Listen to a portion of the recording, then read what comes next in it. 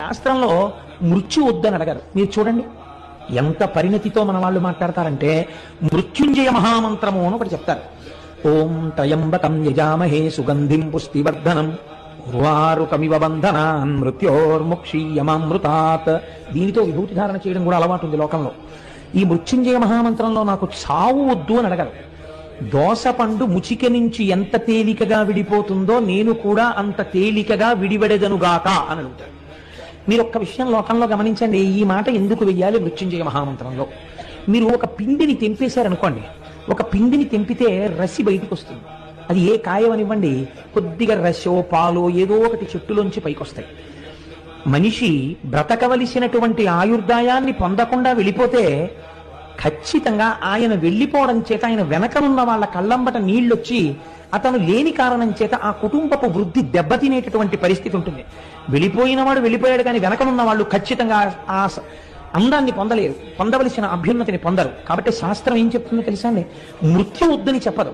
90 ఏళ్ళు వచ్చినా 80 ఏళ్ళు వచ్చినా మృత్యువు లేకుండా నాకు ఇవ్వండి వరం అంటే ఇవ్వదు, అలా అడగమని చెప్పదు. నాకు పండిపోయినటువంటి పండు నేలరాలిపోయినప్పుడు మీకు రసి కానీ పాలు కానీ ఉండవు. అది తనంత తాను చెట్టు విడిచిపెట్టేస్తుంది. ఆ పండుని, ఆ పండు కూడా నేల మీద పడిపోతుంది, పగిలిపోతుంది, ఇంకోళ్ళు తినాలని పడిపోతుంది. అలా ఒక వయసు వచ్చేసిన తర్వాత ఇంకా చాలు, సాక్షిగా నేను దేహాన్ని చూస్తూ ఇందులోంచి విడివిడిపోతానని కోరుకో. జ్ఞానాన్ని మాత్రమే బోధ చేస్తుంది సనాతన ధర్మం. లేనిపోని విషయాలను సనాతన ధర్మము మాట్లాడదు, మనిషిని ఉద్ధరించడానికి మాట్లాడుతుంది. ఏది మాట్లాడినా. కాబట్టి మీరు ఏ మృత్యు వద్దని అడగాలి? అకాల మృత్యువు అపమృత్యువు రాకూడదని కోరుకోవాలి. ఇంకా కడుపున పుట్టిన కూతురికి పెళ్లి చేయలేదు, కన్యాదానం చేయలేదు, కొడుకు వృద్ధిలోకి రాలేదు, తర్వాతి తరాన్ని ఒక మనవణ్ణి చూడలేదు, ఎత్తుకుని ముద్దాడలేదు, ఈలోగా ఆయన శరీరం పడిపోకూడదంటే ఏం చేయాలి? నీ చేతిలో ఉందా, నా చేతిలో ఉందా? చేసిన పాపం ఉంది వెనకాల, అది తరువుకొస్తోంది.